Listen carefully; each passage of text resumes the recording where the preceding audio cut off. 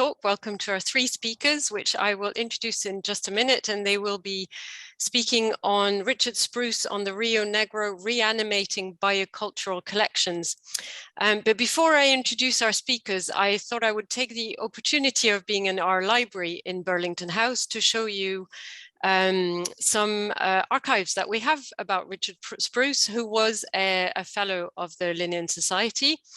And although we do not have many of his archives here at the Society, we do hold a few letters as well as one of his manuscripts. So I will shift my camera so you can see this manuscript, and this will only take a second before I pass over to our speakers. So this is in our archives, and I brought it out for the occasion. It's a list of botanical excursions in South America dated 19th of June, 1841 to 30th of April, 1863. And it contains an itinerary of Spruce's travels in the Amazon and a detail of all his travels. As well as references to some of the species that he collected and more personal details like periods of illnesses, for example. So we have here 1849, he's embarking at Liverpool. Oh, I can't see from me because it's upside down, for South America, June the 7th. With this manuscript is 6 handwritten pages of something that's kept in a separate box, 6 pages of handwritten text entitled Notes on the Possible Acclimatization of Europeans in Tropical South America. So I'm sure the speakers will say Spruce did not publish an account of his years traveling in South America, but his friend Alfred Russel Wallace edited his notes and his letters and published them in 2 volumes as Notes of a Botanist on the Amazon and Andes in 1908. And we know that Wallace used this notebook for his work, and there's evidence of Wallace's handwriting in there. I think I saw while I was preparing for this one towards the bottom here. So that's it for my little show and tell. I just thought it was a nice opportunity to show some of our collections. And now I will turn to introducing our speakers. So I will introduce them in the order in which they will speak. The first one is William Milliken, who's a research leader at Kew, focuses on ethnobotany, indigenous knowledge, sustainable use and tropical forests, and he spent more than 30 years working in Amazonia. Next up will be Mark Nesbitt, who's a senior research leader at Kew and curator of the Economic Botany collection. His work spans botany and history, focusing on the repurposing of historic colonial collections to address contemporary issues. And if I'm not mistaken, Mark gave the last lecture in our meeting room before we closed down in March 2020 on the botanical history of the gin and tonic, which is available to watch on our YouTube channel. And last up will be Luciana Martins, a professor of Latin American visual cultures at Birkbeck, University of London, and visiting researcher at Kew. Her research considers the role of visual and material culture in the scientific exploration of Latin America. So I will stop my video and give the place to William. Thank you. Hi, I'm now going to open up the PowerPoint presentation.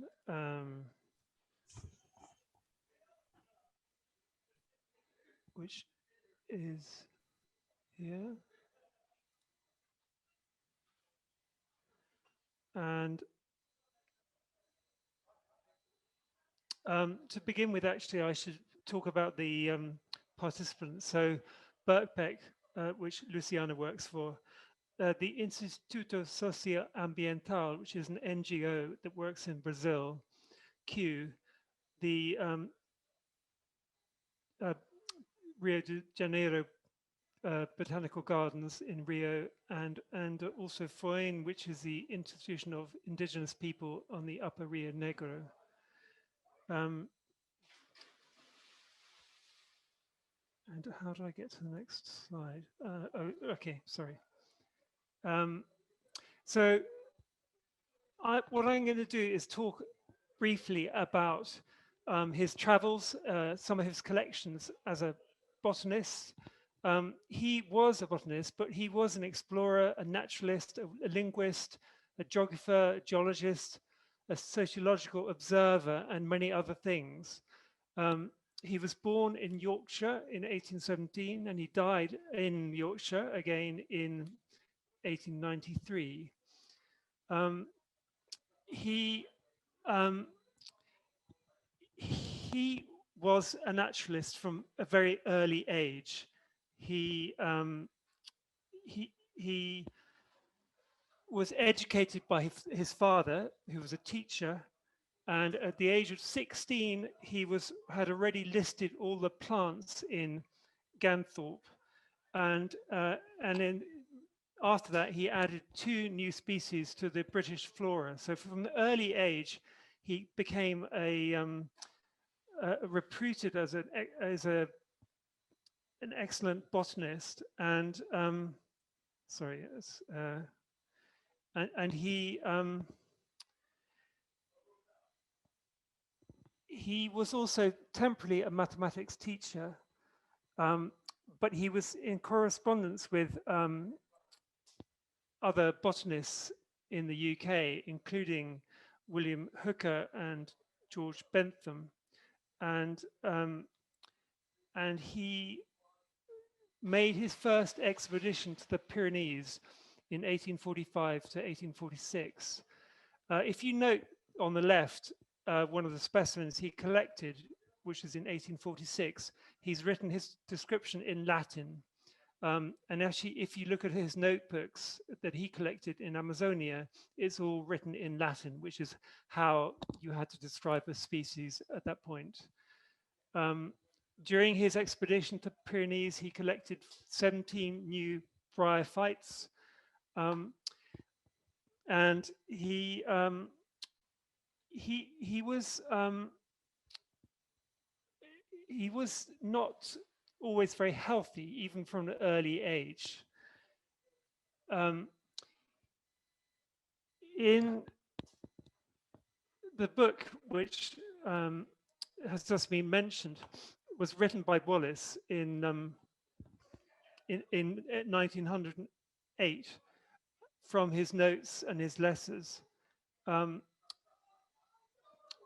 actually, there's been a lot of other research into Spruce's collections, his notes, his letters. There is, in 2000, is all about him being a botanist and explorer, written by various people from Kew and other places.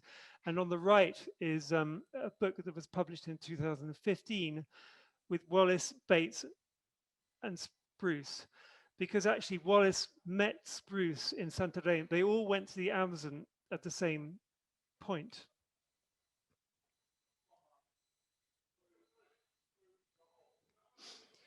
He spent 15 years in South America. This map here shows the journey from Belém to Santarém. He stopped for quite a while in different places. He spent quite a while in Santarém. He spent some time in what's now called Manaus, but it's called Barra in the past. And then he went up and up the Rio Negro, up to the into Colombia and into Venezuela, and actually he went back down to Manaus and then carried on up the Solimoens and then through into Ecuador and Peru. Some of the locations of the actual specimens in the Kew's Economic Botany collection are dotted on here, and you can see that most of them are actually within this upper region of the Rio Negro, and I'll explain that soon.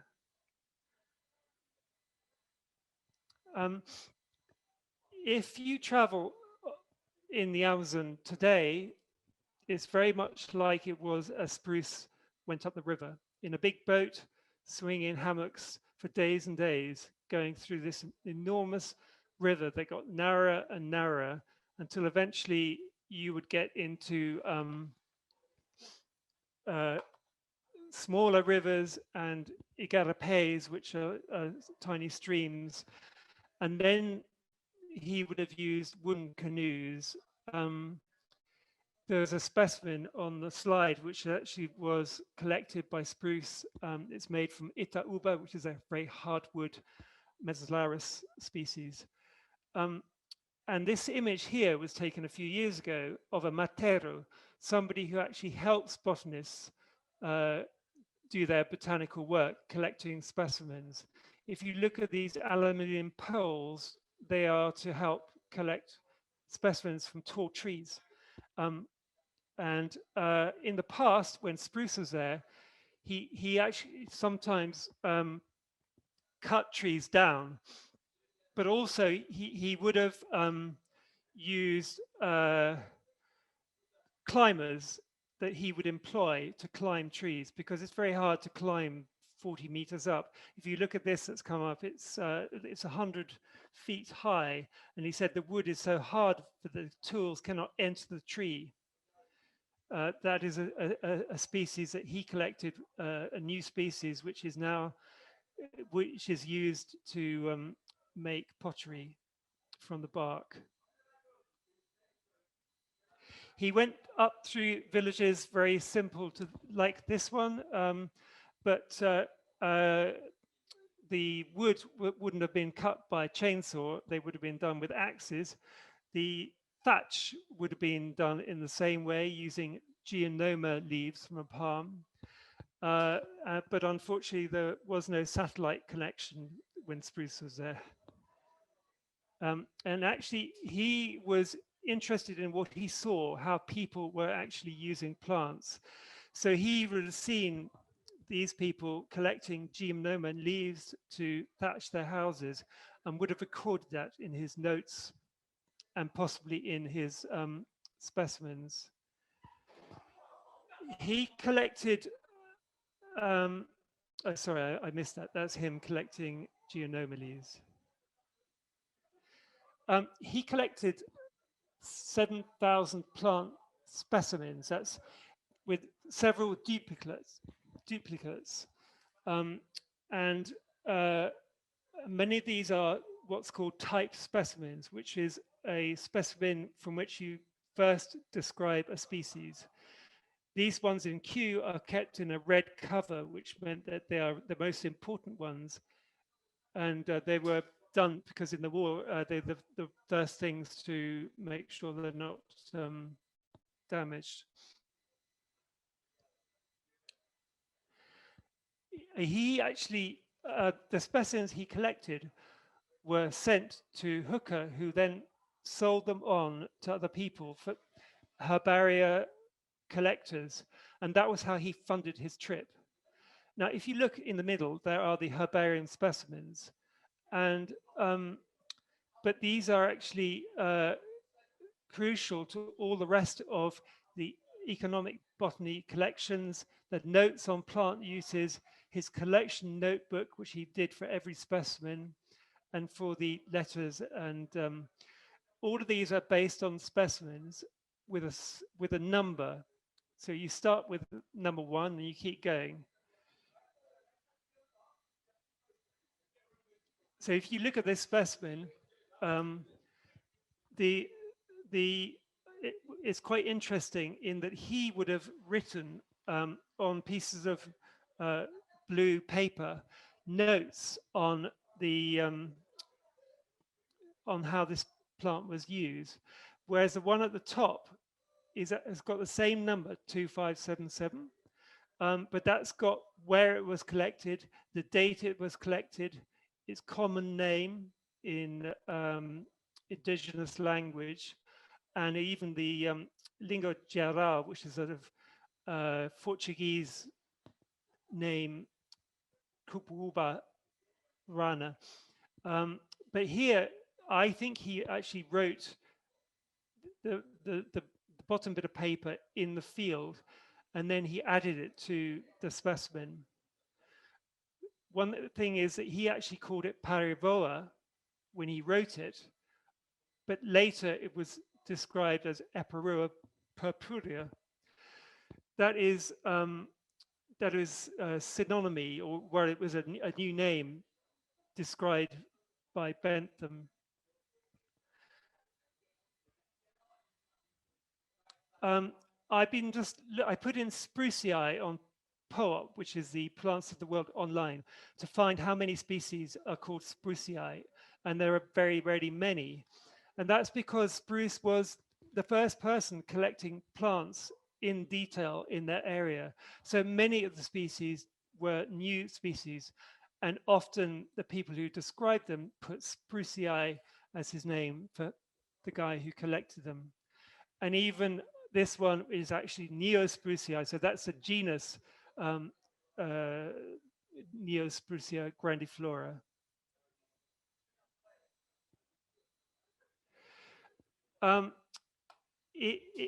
In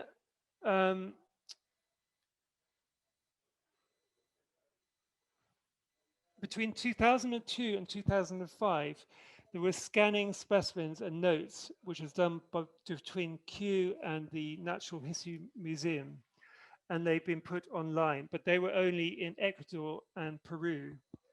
But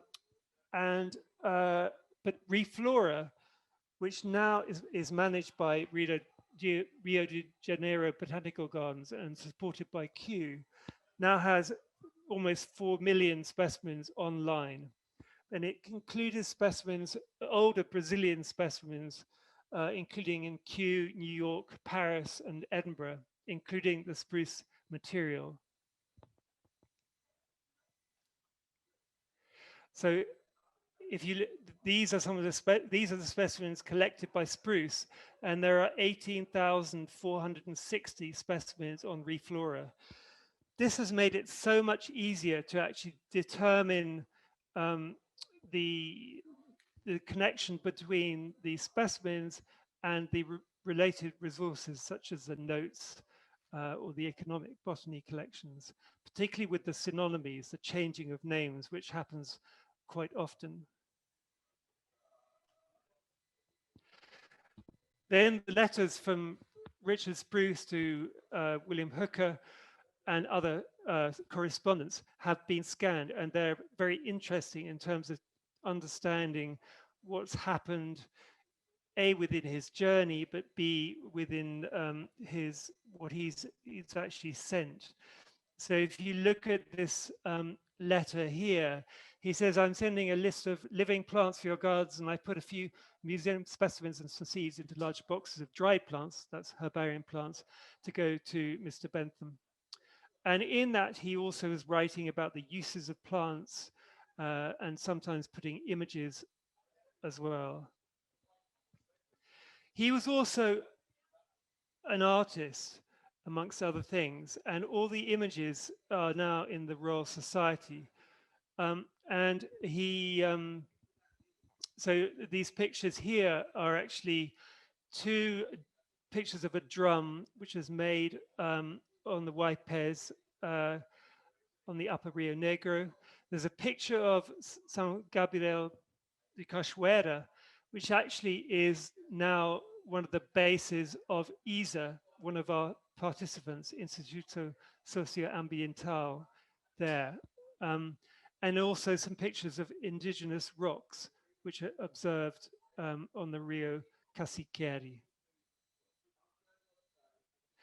But in that process, as he went up the river and got to the upper Rio Negro, there were many indigenous people.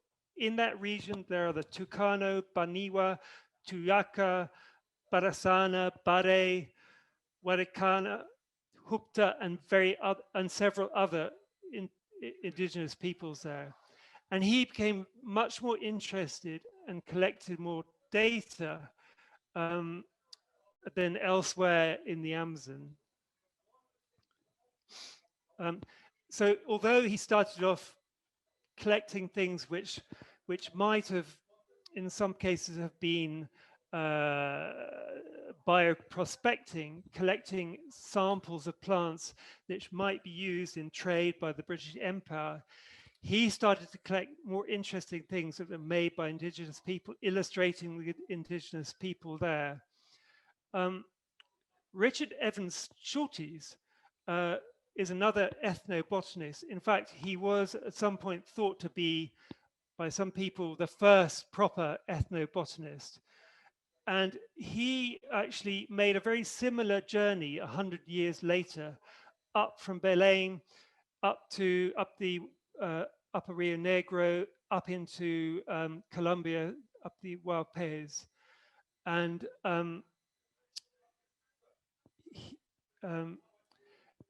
he spent a lot of time researching spruce, Schultes. He's wrote lots of academic papers on spruce, including on ideas about his own theory of evolution. And he was very interested in hallucinogenic plants.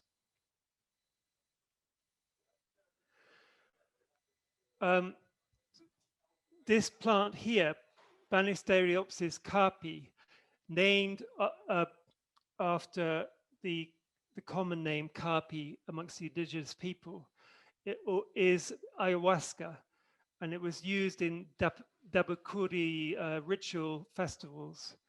And Spruce experimented with this, and he wrote a lot of notes, again, probably written, I think, in the field and then attached to the specimen about his experience of it. He took it, but then he was given a 2-foot cigar to smoke, and he'd never smoked before. Then he was given a pot of palm wine, and he collapsed in nausea into the hammock. Unfortunately, he was given a cup of coffee in advance, which sort of revived him. But it actually wasn't a good experience. But Spruce then went up and investigated, and Mark will explain more about that. Similarly, Marpurés, this is in the notes, he says that he went up to Marpurés, which is on the border between Venezuela and Colombia, and he found this Wahibo person pounding Niapu seeds with a little difficulty. He purchased the whole of the apparatus and sent it to the Economic Botany collection. And what's quite interesting is that he says that they use parika, which is a snuff. You snort it and it becomes a hallucinogen, by the page, the shaman, to treat almost everything apart from a few sort of what we would call cures using plants. And Spruce, Schultes, on the other hand, he wrote about the fact that it was odd that he'd noted that very few ethnomedicine cures were noted by Spruce, but that Schultes collected hundreds of them in that region. I don't know quite what the reason for that. And he collected the specimen again with his notes. He wrote two notebooks which are stored in the archives at Kew, and they're called Planta Amazonicae, and they're about the notes on useful plants. This tree, Erisma japura, again named after the common indigenous name, is used to make a kind of butter by from the kernel of the seeds. But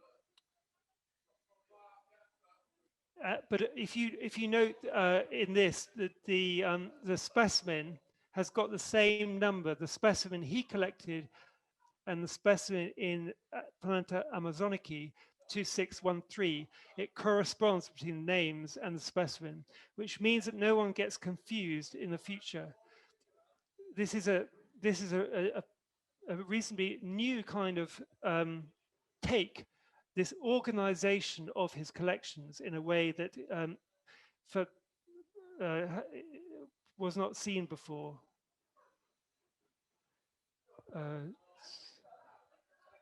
So I'm going to show a couple of plants. This Isnosiphon species is used to make various things, including tipities. Tipities are for pressing manioc flour.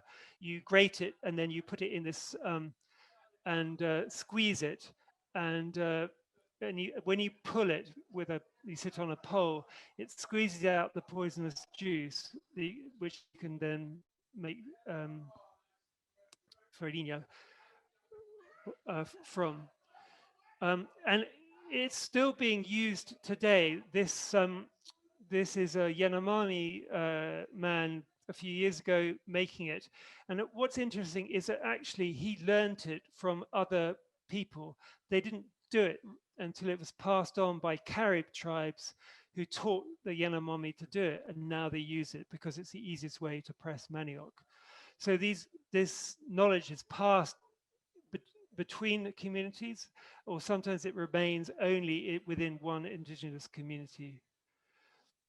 This specimen here was actually not captured by Reflora, and it had to be, we had to search for that specimen, and this is still going on in terms of finding relevant specimens. And lastly, this tree here, it's Symphonia or possibly Moronobia. And this plant is a resin which can be boiled up and used either to cork canoes or as for attaching the feathers to an arrow or other kinds of glue. And it's used throughout the Amazon. And in the Planta Amazonicae, he notes on exactly how it is used and prepared. I'm now going to pass on to Mark Nesbitt, who's going to give more explanation about the plants collected by Spruce in the economic botany collections. Great. Thank you very much, William. Could we go to the next slide, please? And the next one, yes, perfect. Thank you. Well, thank you very much, William, for introducing us to Richard Spruce and to his collections. So I think, as you will have gathered from William, the value of those collections lies not only in their number and the kind of careful choice of about 350 ethnobotanical artifacts that reflect human interaction with plants, of which we've just seen a few, but it's also the completeness of the surviving archive. And so to remind you, we have herbarium specimens, that's the pressed plants, the associated documentation, the notebooks and the journals, the manuscripts that Spruce started but never completed on his return to Britain, the ethnobotanical artifacts themselves, letters in many locations, drawings at the Royal Society, publications, some of which are extremely hard to track down. And these are furthermore scattered between different institutions. As we'll see, objects have made diverse journeys. And even within Kew, the materials are in different departments. And so cross-referencing up until now has been difficult. And it's really unglamorous work, very much based around Excel spreadsheets. Can I have the next slide, please, William? So why does this matter? I think, so part of the strength of the Spruce collection is that it reflects a very particular time and place. That's the Rio Negro region around about 1850 to 1855, and as preserved in the original Museum of Economic Botany, now the Economic Botany collection, that you see here as it was in 1960. I think, as you'll know, there is no single generic Amazonian culture. The location and the community affiliation of objects really matters, especially for a project that, as Luciana will describe, is really centered on indigenous relations with these museum collections. And it's also just worth saying, this is a very interdisciplinary project. We obviously have to bring together cultural and natural aspects of these collections to do this work. But there are other good reasons for, if you like, bringing the humanities into a science institution such as Kew. And for our work, we're bringing greater precision to the chronology and geography and the overall provenance and the botanical identity of these collections. That means that their usefulness for other research increases in future. So there's a virtuous circle here in which humanities research, such as this project, increases the usefulness of these specimens to science as well. Next slide, please, William. So as a small snapshot of this very detailed research into the collections, we're going to look at the example of ayahuasca, a Banisteriopsis, that William was just showing us the preparation of that.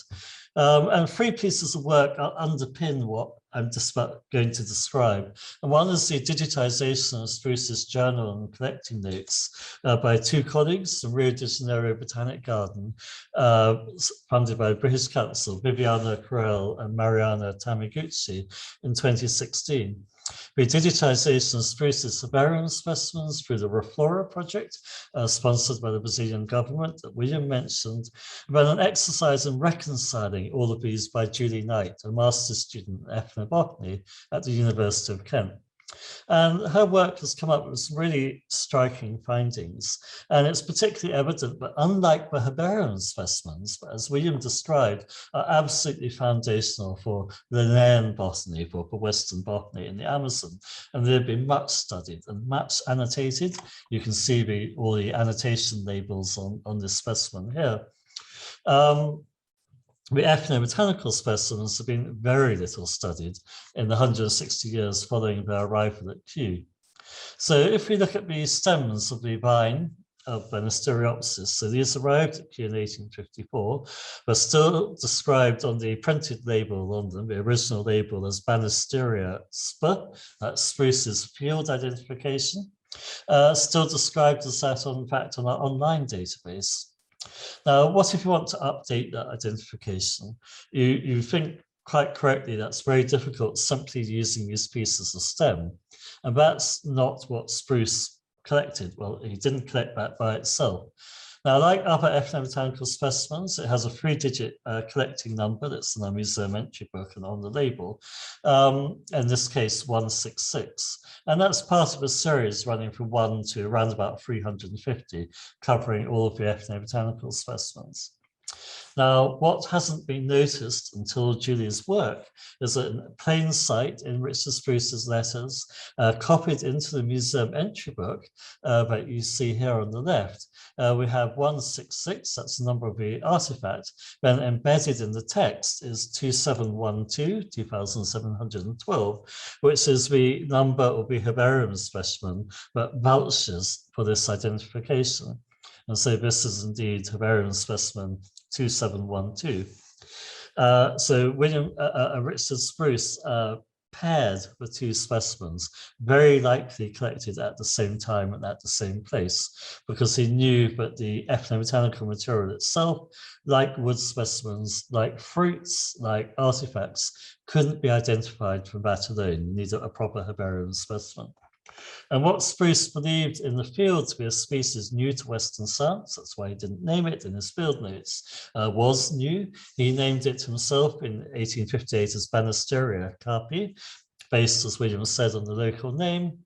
And that was renamed in 1931 in another genus, a Banisteriopsis carpi. So the new name and the species identification were both in place by 1931, and not yet on the specimen label or indeed on our online database. And this is one of perhaps around about 20% of its ethnobotanical specimens have that pairing of a herbarium specimen. And this is a really important specimen.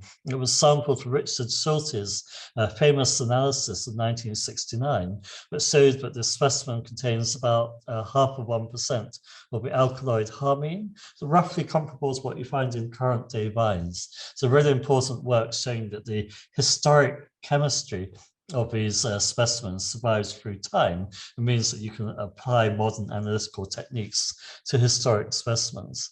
But despite the importance of the specimen, its name has never been updated. And this is work that we're undertaking now. Now, this concept of collecting and matching herbarium specimens for ethnobotanical artifact is obviously a really good idea, but oddly, it didn't really catch on in ethnobotany until the 1980s, following a really influential paper by Bob By, who I think is in our audience. Welcome, Bob, published in Journal of Ethnobiology. That really triggered an awareness that security of species identification is a really important part of ethnobotany. It's important to us, in fact, in returning the results of this work to the source communities. If only Spruce had published his methodology, the quality of succeeding work would have been much improved in the last 170 years, and Spruce himself would be known as the father of ethnobotany, as perhaps he should be. William, next slide, please.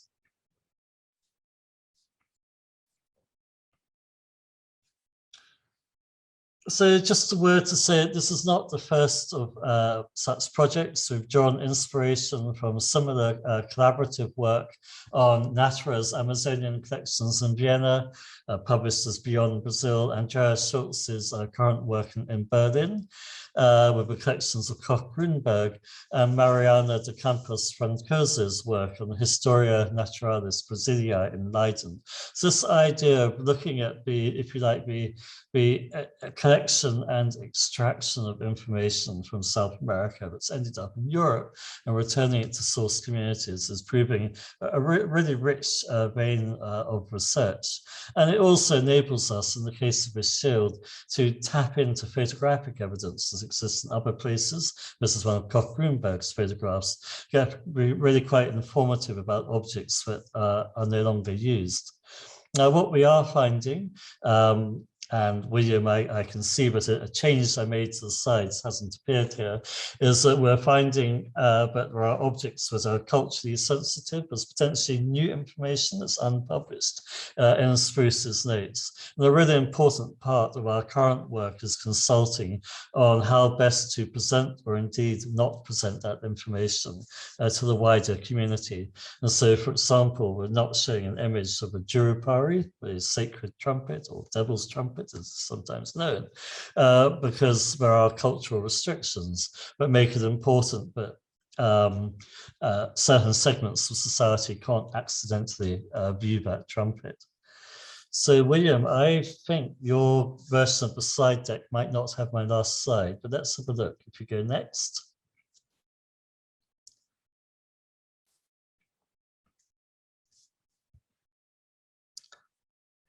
Yeah. So that's fine. I'll speak to the empty slide here. So a final component of our work is tracking material that's spread to other institutions. And here we have a nice overlap with another Q. Royal Holloway project, the Mobile Museum, looking at the circulation of ethnobotanical collections internationally in the 19th century. So significant proportions, overall about 70 artifacts from Spruce's collections made their way between the 1850s and 1960 to the British Museum. And we're really grateful to the British Museum, a very active partner in this project, have hosted Indigenous groups there to visit there, have photographed all of their material, making it widely available to anybody anywhere in the world who can access the British Museum catalogue. And that's just one element of that distribution of information, and bringing that back and making it, centralizing it and cross-connecting it is really important for the work that Luciana is now going to describe. Over to you, Luciana. Thank you. Let me just share my screen now. So I think, William, we might have to unshare your screen.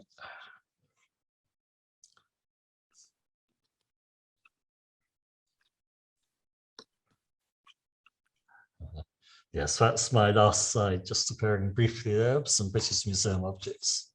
Yeah, so here they are the ones. They are the ones that are more ethnographic, the ones with animal parts as well, that weren't that interesting for Hooker, who was very interested just in the plants.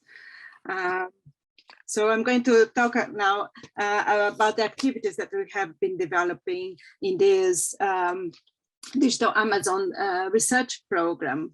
And we started this in 2015 with a workshop at Kew funded by the Global Partnerships Fund. And in this workshop, participants represented a wide range of methodologies and perspectives, including anthropology, ethnobotany, museum studies, cultural history, indigenous cultures, and computer sciences. And participants included João Paulo Lima Barreto, who is here, who is Tucano researcher, and he expressed his delight to see for the first time in his life artifacts he had just heard about, but were no longer produced in the region like the shield we saw before. At the same time, he mentioned his sadness for seeing them in boxes, like coffins, he said, separated from other artifacts that should always be together. So in this diagram in the right,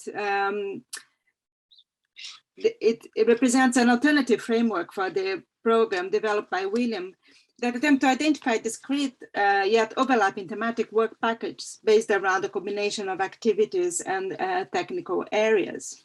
The workshop prioritized a wide range of research topics that could be addressed, with the Spruce collections acting as both a data source and as a geographical focus for the project. This included diachronic change in landscape and environment, plant resources, and cultural use of plants from the 19th century to today and the future.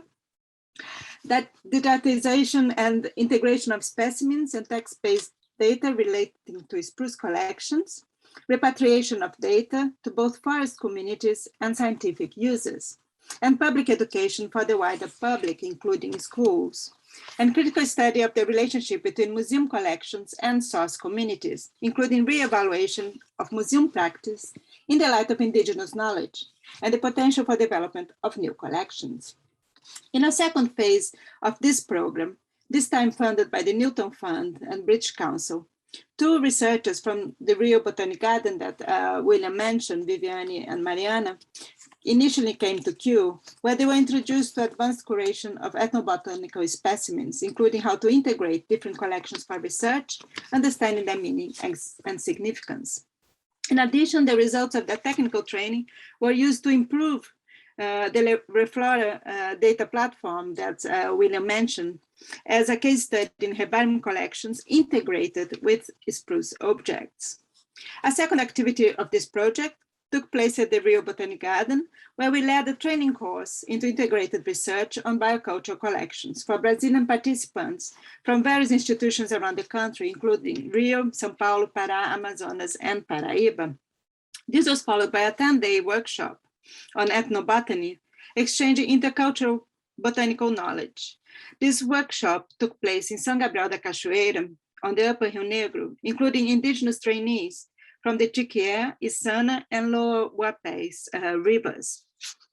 The workshop included activities for training in botanical and ethnographic research that enabled scientific and indigenous knowledge exchange about plants and their uses, including discussion about past and present artifacts. And we used photographs and clips of spruce objects from the economic botany collection, triggering very animated discussions during this workshop. And we also did a parallel workshop on botanical illustration led by Raquel Rosadas and Patricia Vilela, who are botanical illustrators, and also volunteers from the Rio de Janeiro Botanic Garden. This workshop was complemented by a follow-up program on community-based research to consolidate skills. So the outcome of this second phase of the project were trained researchers at Kew, Rio, and Rio Negro. Research aims and collaborations were in place. We produced two short films, The Many Lives of a Shield and workshop in São Gabriel da Cachoeira, which are available online. And The Many Lives of a Shield is a kind of experiment on how to tell the story of one of these objects, provided the sensorial feeling of the forest, but also what it is to be into their archive in London. There was also an exhibition at the Sherwood Gallery at Kew of the work by Lindsay Sekulovic, who was a Kew artist in residence at the time in 2017, and now she is a PhD student Kew and Brighton University. And she showed her new work that she produced inspired by the Spruce collections of artifacts and botanical species, but also the exhibition also included some of the artifacts and other materials related to the project. And there was also a technical training handbook that we produced to guide indigenous biocultural research initiatives in the region, the scope and content of which were defined during the workshop in São Gabriel da Cachoeira. And this was published in Portuguese, Tucano, and Baniwa languages, and they are all available online. So in this current phase of the project, we are developing the project Digital Repatriation of Biocultural Collections, connecting scientific and indigenous communities of knowledge in Amazonia, and it's funded by the British Academy Knowledge Frontiers program. Our interdisciplinary team includes researchers and museum curators from the UK, Brazil, and Germany. Here we are focusing on a small group of objects originally from Northwest Amazonia, selected from Spruce collections at Kew and the British Museum in London. This regional focus enables us to extend our research to directly comparable collections, including the Koch-Grunberg collection at the Ethnological Museum in Berlin that Mark mentioned. Given that Koch-Grunberg traveled to the same Upper Rio Negro region as Spruce did, but 50 years later, his collection complements Spruce's. It also includes artifacts not collected by Spruce and photographs, documenting the way that some artifacts were used, provide further material for a diachronic study of these artifacts. And because Koch-Grunberg worked for the museum, he collected many more artifacts as well. So our research revolves around the following questions. In what ways can effective collaborative forms of production of social environmental knowledge emerge from cross-cultural research practice? What difference does it make to our understanding of these objects if we consider their mobility through different spatial temporalities, those enmeshed in field practice, but also in the Metropolitan Archive? Can digital technologies be used to integrate indigenous knowledge systems into the very core of practice of display, curation, and the reuse of objects and knowledge for multiple audiences? Can biocultural objects from different collections be integrated meaningfully without erasing their different stories, taking into account not only what they were made to be, but what they have become? So the project activities that we are developing now started in June 2019, when we organized the first project workshop in Berlin and London. While the initial plan was to invite only 3 indigenous researchers to Europe, the indigenous researchers themselves highlighted the need to include 2 more people in the team, a Baya, a chant specialist, and a Kumu, a traditional healer. Responding to their request, we included in the team the Baya, Guilherme Pimentel Tenório, a Tuyuca, and the Kumu Tarcísio Borges Barreto, a Tucano. As they explained to us, ceremonies to prepare the team to encounter the objects that have left their home so long ago would protect team members from the eventual evil that the contact with the old objects might bring. In addition to the proper chants, the object's cosmological force could return to the Rio Negro mountains, reinforcing the indigenous ancestral culture. The night before leaving Berlin, the Kumu Tarcísio dreamt of these mountains, which he took as an indication of the safe return of the object's souls. During the workshop at Kew and the visit to the British Museum storage, the same rituals were observed, and indigenous researchers were able to touch and show us how the artifacts were used, while we introduced them to the herbarium specimens and manuscripts from the Spruce collections. In the concluding session, indigenous researchers highlighted the need to produce, in addition to a proposed website, printed pedagogic materials to be used in community schools in remote regions, where Wi-Fi and electricity are scarce and unreliable. Responding directly to this identified need, the project plan was revised to include the production of a teaching and learning toolkit based on the biocultural collections. Designed for use within indigenous community schools, these teaching materials aim to disseminate information about artifacts in the Spruce collection, together with the biocultural knowledge associated with them. Supported by a Buckback Global Challenge Fund grant, The production of this toolkit in Portuguese, with the main terms translated into Tucano language, fits within the larger context of current linguistic projects in Northwest Amazonia, which aim to strengthen and enhance indigenous languages.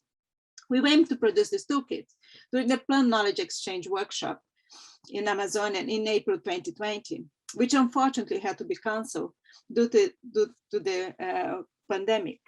We therefore had to adapt our plans to produce the best output we could under such critical circumstances.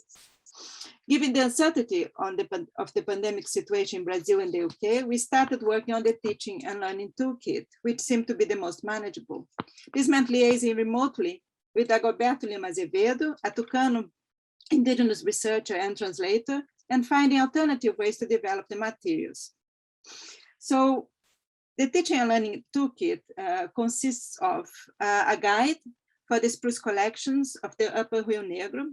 In the first part, we present scientific and indigenous information about a selection of artifacts, organizing according to their use in the malocas, the longhouses, a central element for the social organization of the Rio Negro indigenous communities, where they used to live, keep the artifacts, and perform their ceremonies, which were destroyed by missionaries in the 20th century.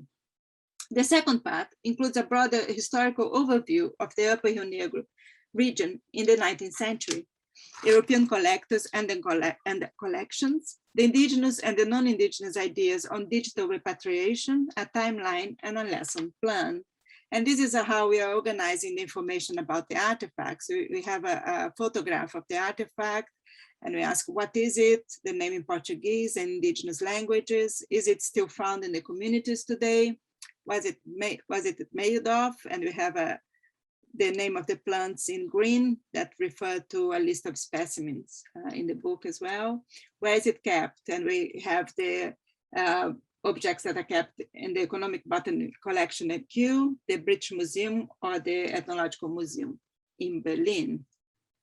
And we also produced an innovative board game that asks players to combine plants and animals used for creating particular artifacts, going through a path by the different habitats where the raw materials are found. So we start here, and then the objective is to arrive at the Maloca with the artifacts made.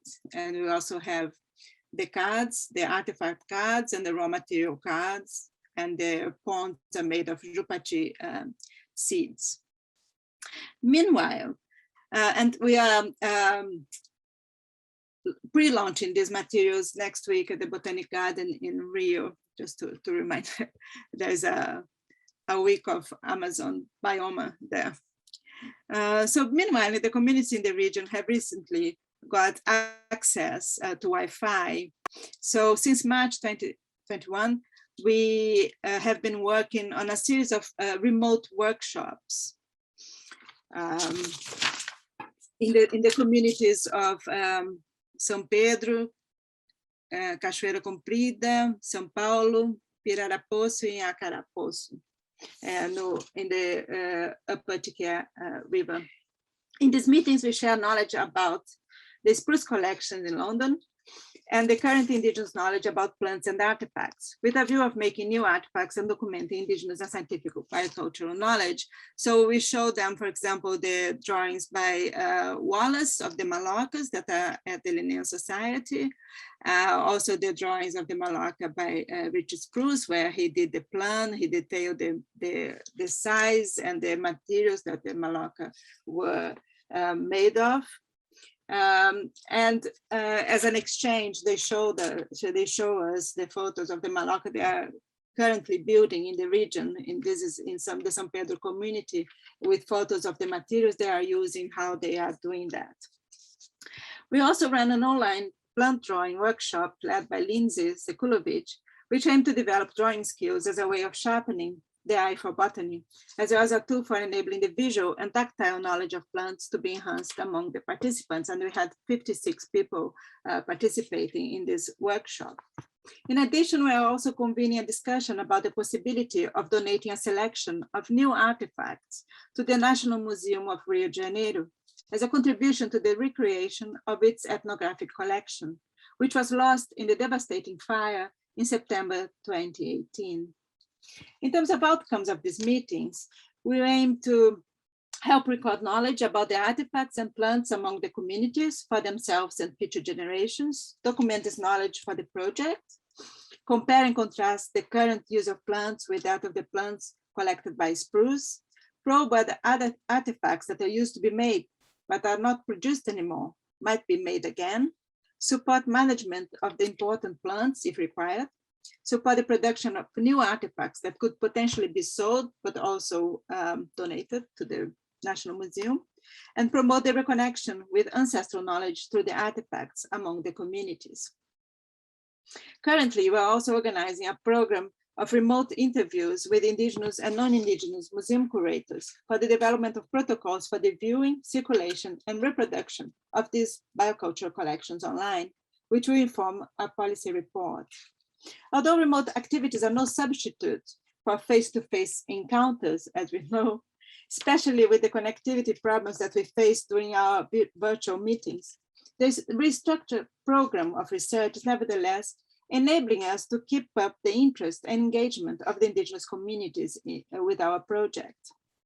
The frequency of our remote meetings over a long period of time is allowing us to getting to know them better and vice versa, building trust, which is key for a more cooperative and humane research environment. A small step, hopefully in the right direction. So now just to conclude, the Amazon basin was significantly affected by the pandemic due to the limited transportation, remote communities, and reduced healthcare access. As Maria Antonia Tigre puts it, quote, with the rapid death of elders, traditional knowledge and practice are threatened. At the same time, fires are causing considerable loss of biodiversity in the Amazon. In Brazil, agribusiness, mining, and hydroelectric mega projects are expanding to the detriment of biodiversity, indigenous livelihoods, and territorial rights. In this challenging context, the remobilization of biocultural collections in Global North, museums, and collecting institutions through collaborative projects becomes an important asset for indigenous peoples in the Global South. As such, the artifacts that we're collecting within a framework of colonial science can emerge as relevant political tools of cultural resilience, enabling the recovery of social, cultural, and environmental practices in Amazonia. This research program requires long-term commitment, learning to listen and being open and flexible to enable the co-development of research goals, and being prepared to face the challenge of interdisciplinary and transnational research, working with multiple institutions with different aims, having to navigate through different geographical scales, the local, the regional, and the national. Despite the challenges, these collections are enabling indigenous researchers to recover their own histories, languages, and ways of making things. The sustainable management of indigenous territory is inextricably linked to the vitality of their cultural identity, values, and knowledge. While much of the Amazon's life is still unknown to science, making these biocultural collections more widely available unlocks their potential to protect the Amazon today, since ancestral culture and knowledge provides the key to indigenous identity and security. The preservation of the Amazon's biodiversity for future generations depends on finding new ways to support the role of indigenous people as custodians of its biocultural heritage. Thank you.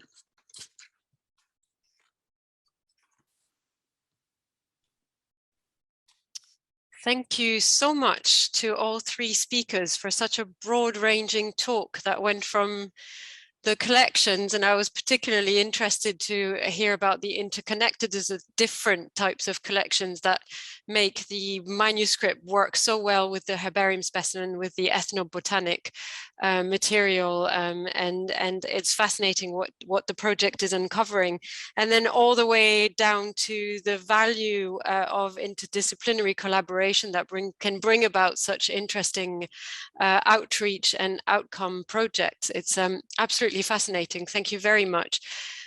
So I will turn to, I have a couple of questions, but they're mostly related to the collections, but I will give priority to the questions that are on the Q&A. And Nyoka Hemingway says, thank you. William, I think this was one of the first questions that came in quite early on in the talk. William was talking just now about how Spruce collected plants. What are some of the ethical or conservation concerns when collecting threatened or endemic species today? And she said, I ask because sometimes herbarium specimens are not suitable for sequencing technology. I will appreciate links to literature which considers the question. I think one question, you're asking about threatened species, but actually what's interesting is that now if you produce a herbarium specimen, you don't put the data generally on the specimen. You maintain it on a database because that information is their own knowledge and shouldn't necessarily be shared unless there's proper agreement with the people who get that information. In terms of actually protecting, and obviously on the spruce specimens, as you saw, there's pages on the specimens of how that plant is used.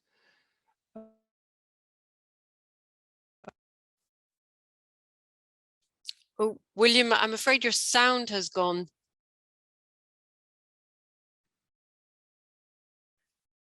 I'm not sure. Yeah, I can't hear it either. You're William? Oh, I think he can't hear either. No. Can you indicate to him?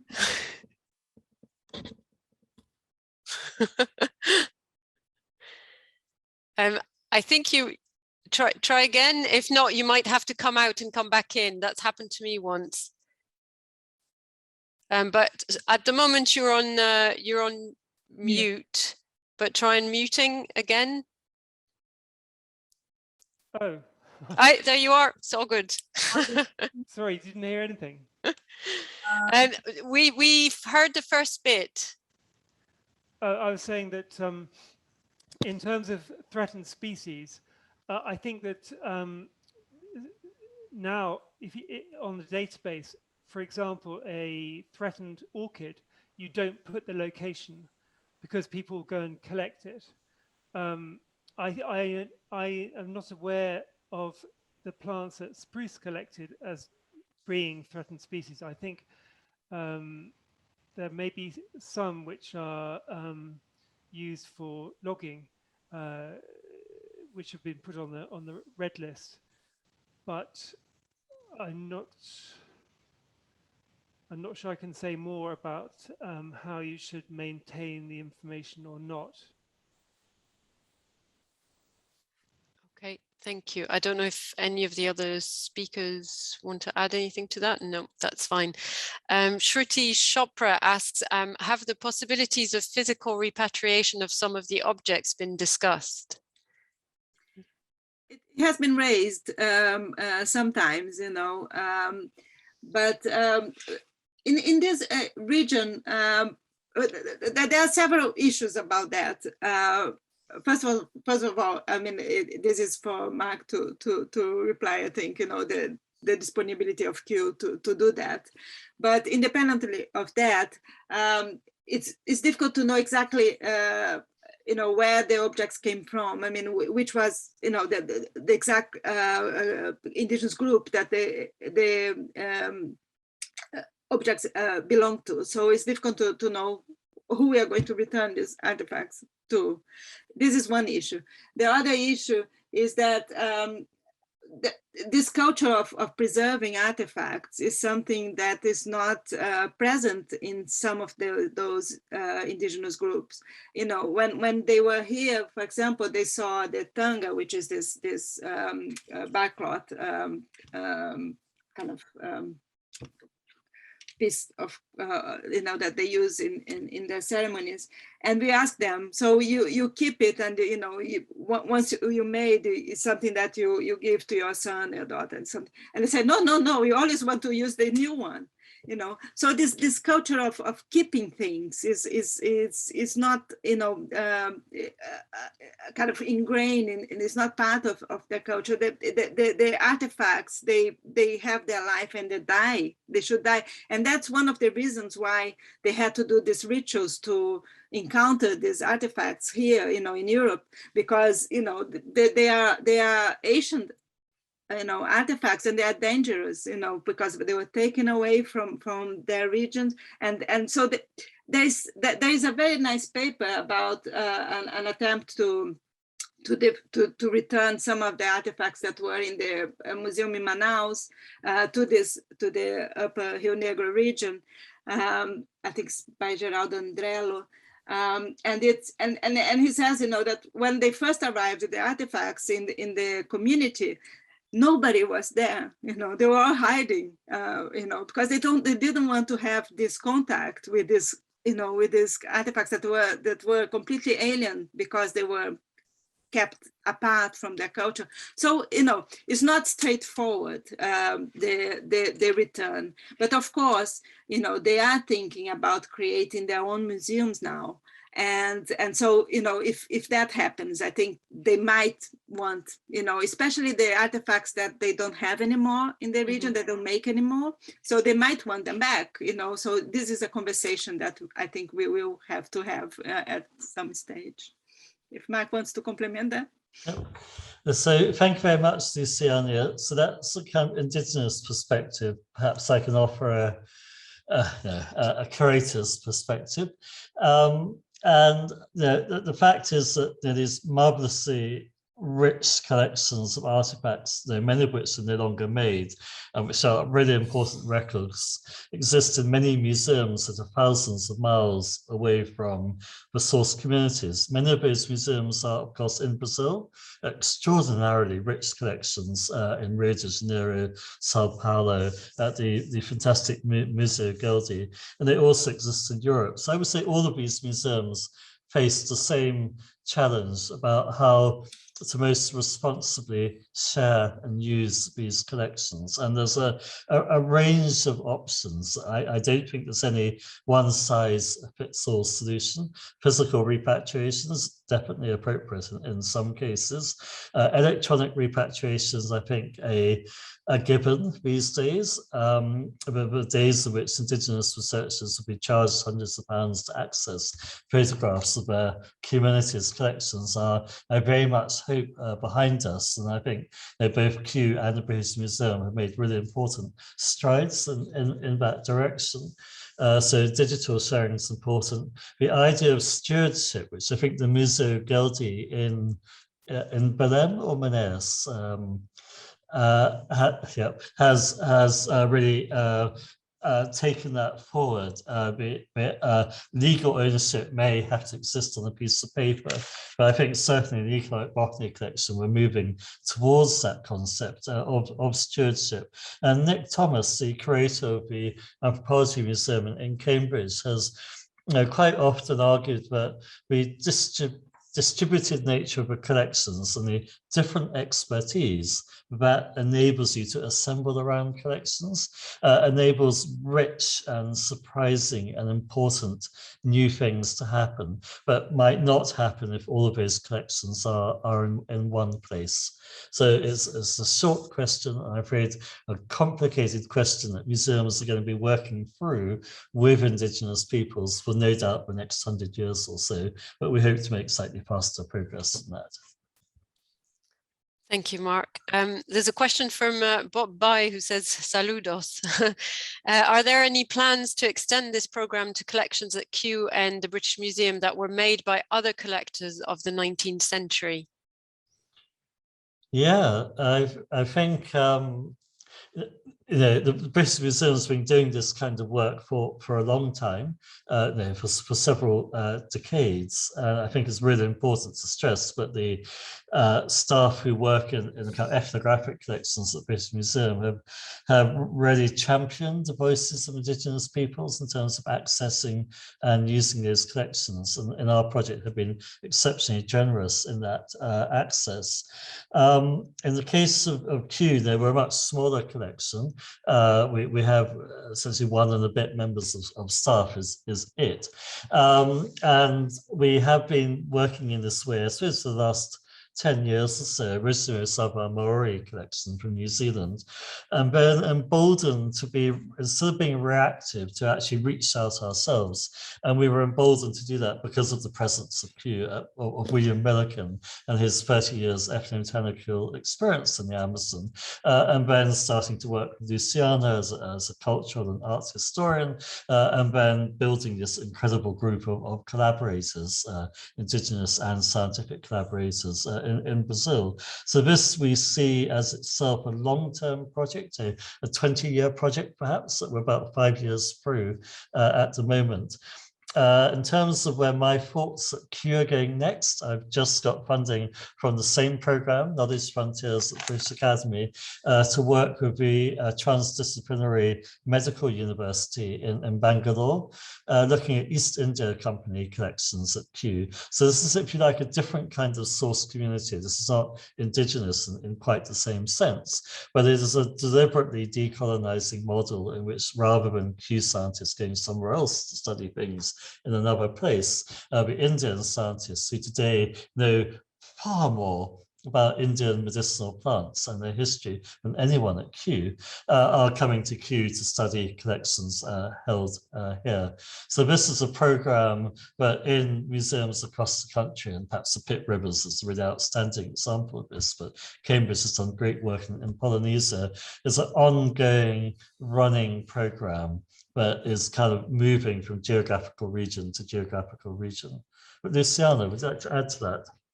Yeah, just in relation to the Spruce collections, what we, the next phase of the digital Amazon program is really to bid for a much bigger grant to do this, a much more elaborate database, kind of knowledge-based system that we can integrate these collections online, but also bring the collections of other collectors, that went to the region from other museums. And we started doing that in the guide, for example, in the publication that we just did.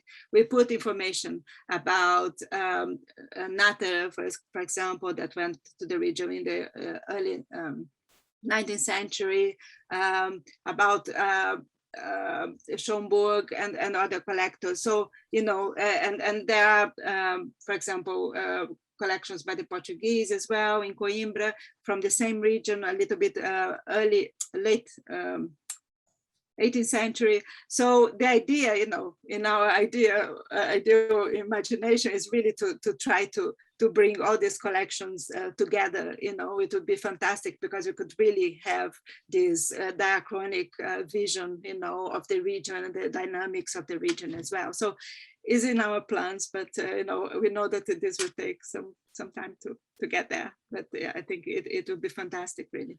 And it's something feasible now with the digital means that we have. So yeah. So it's not impossible. We just have to make the time. The right means. We're getting there. We started incorporating Kurt Grunberg's collection, which was already one step forward. So I think as we develop the program, we will start getting more. Okay, I see William's disappeared. I'm not sure where he's gone.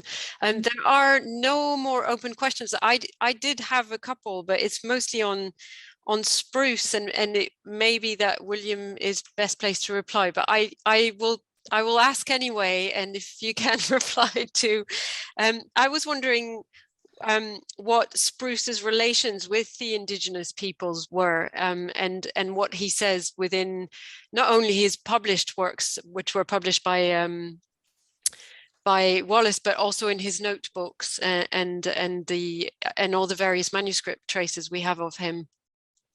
He was very keen. I mean, especially he became very keen, especially on the Upper Rio Negro indigenous communities. He really he praised them a lot, especially in the correspondence. In some of the letters, he said that he never found such kind of generous people and this kind of stuff. He was very open. He was very humble. He was a liberal, Richard Spruce. So he was kind of very, very open, really, to the other cultures. At the same time, he made friends with some of the kind of dealers in the region that weren't that nice. So he mentions, that they went to some excursions to collect, to get indigenous people to work for them, like indenture work, and he condemns that, but at the same time, he depends on them. So it's, there's a tension in that relationship, but in general, he's very open and welcoming, to he really, I think, he has a genuine curiosity about the ways that they live, the way they make things, and their ceremonies. He really describes in great detail, and with respect as well. Their ceremonies, how they do things, how they live, which is I find it quite unique.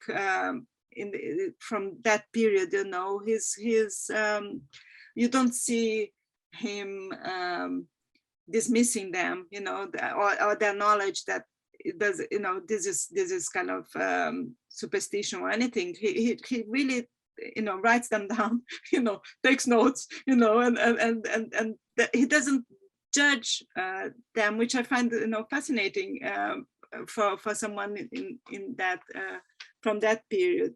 And it's interesting when we look at the published version, that Wallace did, and the manuscript, you see that some of the more detailed accounts, for example, when women menstruate, that they keep away from the culture, he detailed that very much, and of course Wallace, took that all of that away from, that hasn't been published, in the account. So, that's why I think it's important to go back to this, the manuscripts, because, what has been published, it was, of course, it was filtered by Wallace and with a different frame of mind. But I think, Spruce himself, he was very kind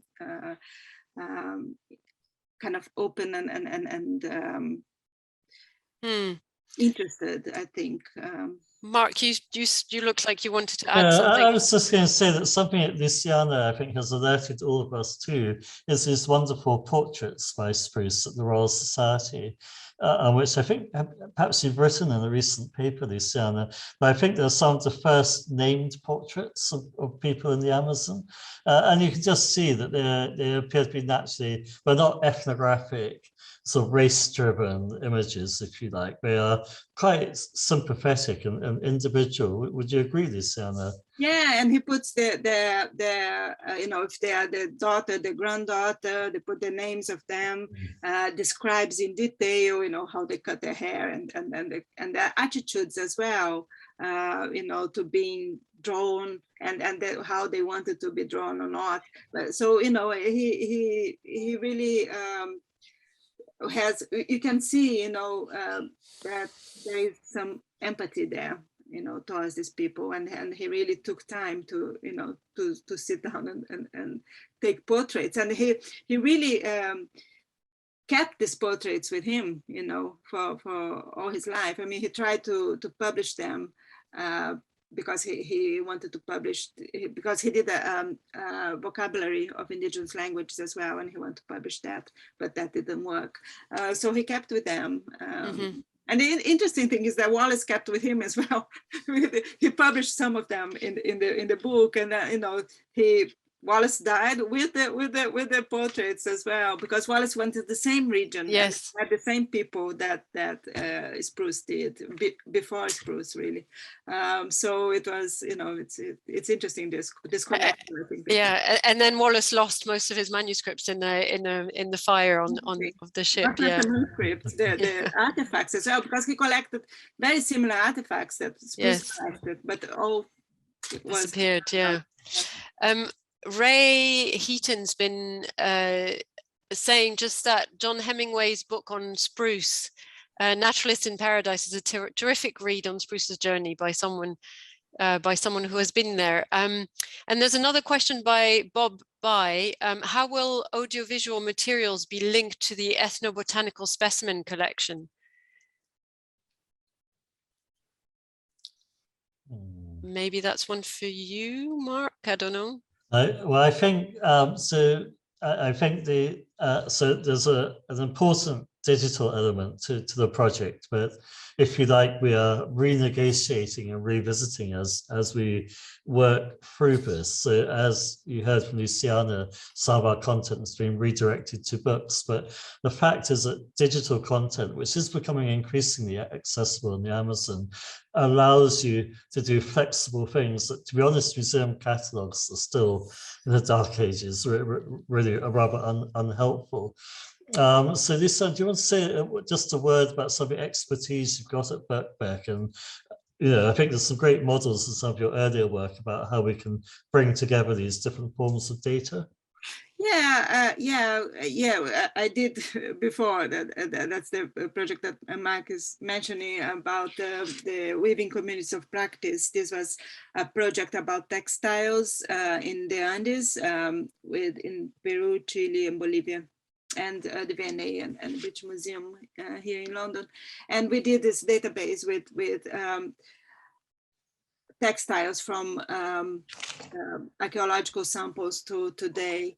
And we incorporated as well videos of people making the textiles today. It's in the website. So I think it's important to get this contemporary presence in these collections, to show that people these are not kind of dead collections, that people are still alive and kicking and doing things, and that it's important for the way they live. And today it's important to incorporate those images. On the other hand, for the indigenous people, it was great when we went there and showed the clips of for example, the shield from the collection, or the mask, ceremonial mask as well, because we made very detailed clips, with showing the texture of the artifacts, and they were amazed, because they could see, so close. So I think there's something about that as well, that it's not just the portrait of the artifact, but if you can really show around, have some kind of close-ups, to show the textures and then the details and the structure, because these are something that we did with the textiles, because the importance of the textiles is not a kind of two-dimensional thing, it's a three-dimensional, to see the structure of the textile. So, if you can show that, from the artifacts with film, with video, and this kind of stuff is great as well. So I think there are, several ways of using audiovisual that we can explore. Thank you. There's no more open questions. I do have one last question. Shall I go for it, Padma, or do I have time? Do we stop at 7:30? No, go for it. You're the host. You have all the freedom. It was something you mentioned, William, at the beginning, when you said that Spruce collected for many individuals and then send them to Hooker, who would distribute. And I was wondering, if I understood correctly, where are other spruce herbarium specimens held? And you need to unmute, sorry.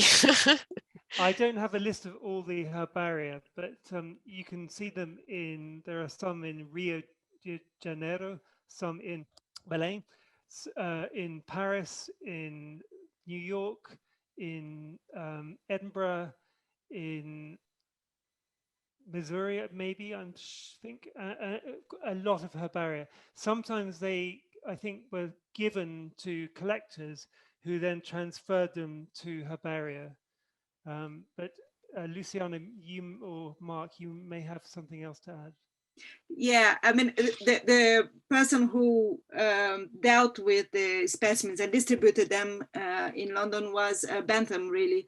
He did it until 1861 with, Spruce, for Spruce. So he was the one who was the kind of intermediary here. And he did, I mean, even for masses, for masses, he sent palms as well, so it was very broad, the range of contacts that they had, the network where it is. Thank you. There is one more question in the quick Q&A box, actually. Juliana do Brazil says, ask what will be the next steps for this project now that COVID is limiting field trips and in-person meetings? Well, it's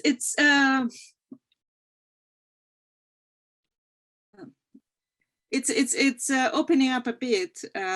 We are having, for example, the launch of this educational materials together with the inauguration of the Longhouse in the community of São Pedro in the Upper Tiqué River, and that's going to happen in October. And the anthropologist from ISA, Luis Cabalzar, who works with us, he's going to this opening.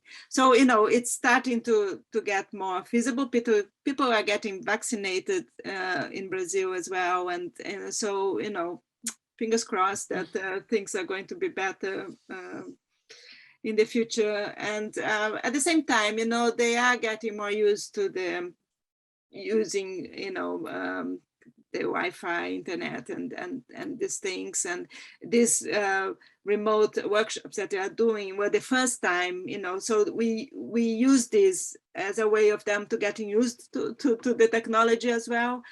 So we hope that this develops better, in the region. So, I think that there will be a chance to go back to, because it's very important really to, to be there, to go to the field, to have a face-to-face contact and exchange things live. So we hope we will be able to do that in the future. Well, fingers crossed. I think this is a nice way to end, actually. So thank you so much to all three of you for giving us such a broad talk from the nitty-gritty of linking collection items to such a social impact. It's been really fantastic to have you, and best of luck with the future for the project, I would say. And that's it from us. Bye-bye. Thank you for presenting. Bye. Thank you very much.